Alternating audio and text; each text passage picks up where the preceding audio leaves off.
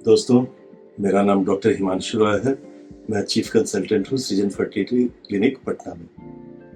आज हम लोग बात करने जा रहे हैं बांझपन के इलाज के बारे में कि जो पेशेंट्स जो होते हैं हम लोग के पास आजकल यूट्यूब और वेरियस अदर जो सोशल मीडिया प्लेटफॉर्म्स है उसको देख के हम आते हैं और उन्हें ये पता भी नहीं रहती है कि एक्चुअली उन्हें ट्रीटमेंट की ज़रूरत है कि नहीं, किस ट्रीटमेंट की ज़रूरत है। बट वो प्री कंसीव्ड आइडिया लेके चले आते हैं कि उन्हें ये बीमारी है। नेट से तरह तरह की चीज़ें देखते हैं और वो अपनी बीमारी को भी अपना डायग्नोसिस कर लेते हैं कि कौन सी बीमारी है और उसका इलाज भी क्या है, और वो डायरेक्टली हम लोग पास आते हैं इलाज के लिए। तो इस तरह के पेशेंट्स को ट्रीट करना डिफिकल्ट हो जाता है। अपने किसी के प्री कंसीव्ड आइडियाज को हटाना, वो दिमाग में बैठा के आता है कि उसको यही बीमारी है और यही उसका इलाज है।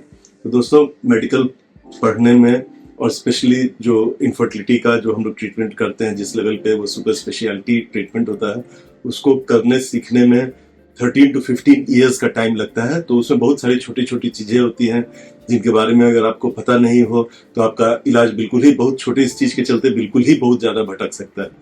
तो अगर आपको इस तरह का बांझपन का कोई समस्या हो तो अपना इलाज खुद करने के बदले या डॉक्टर को अपनी राय देने के बदले अच्छा होगा कि आप किसी वेल क्वालिफाइड डॉक्टर के पास जाइए, उनसे उनकी राय लीजिए, अपना तकलीफ बताइए, अपना डायग्नोसिस उनको मत बताइए कि हमको ये बीमारी है ना। उनको बीमारी देखने दीजिए कि आपकी क्या बीमारी है, उनको डायग्नोसिस करने दीजिए और फिर उनको ही ट्रीटमेंट करने दीजिए।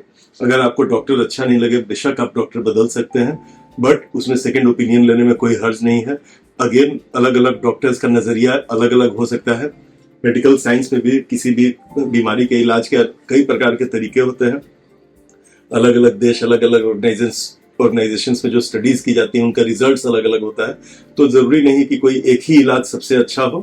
कोई भी डॉक्टर जो अच्छा डॉक्टर रहेगा वो अपने हिसाब से आपका अच्छा इलाज करेगा, but there can be different lines of treatment which and at the same place. तो अलग अलग तरीके से आपका इलाज हो सकता है, उसमें ओपिनियन में फर्क हो सकता है। इसका ये मतलब नहीं कि वो डॉक्टर कोई इलाज गलत किया और दूसरा डॉक्टर उस पर जजमेंट वो दे कि हाँ, उस डॉक्टर का बहुत सारे पेशेंट ये भी आते हैं कि मेरा इलाज सही हुआ कि नहीं।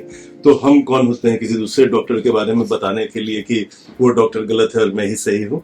तो आप अपने डॉक्टर पे विश्वास रखिए। अगर आपको लगता है कि आपका इलाज सही नहीं हो रहा है, आप बेशक जाके दूसरे डॉक्टर या तीसरे डॉक्टर से भी मिल सकते हैं, लेकिन यही है कि फिर नए सिरे से किसी भी डॉक्टर के पास आप जाइएगा तो फिर से वो अपने ढंग से जांच करेगा। कुछ जांच ऐसी होती है जो इसको दोबारा करने की जरूरत नहीं होती है, तो बिना मतलब का आपका दोबारा पैसा खर्च होगा, शरीर को कष्ट होगा और फायदा होगा कि नहीं होगा ये कहना मुश्किल है।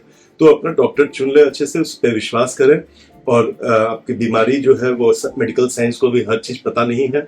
डॉक्टर अपना बेस्ट करेगा, आप भी उसके एडवाइस को फॉलो कीजिए, तभी आपको जो रिजल्ट, ऑप्टिमल रिजल्ट जो होता है वो मिल पाएगा। धन्यवाद।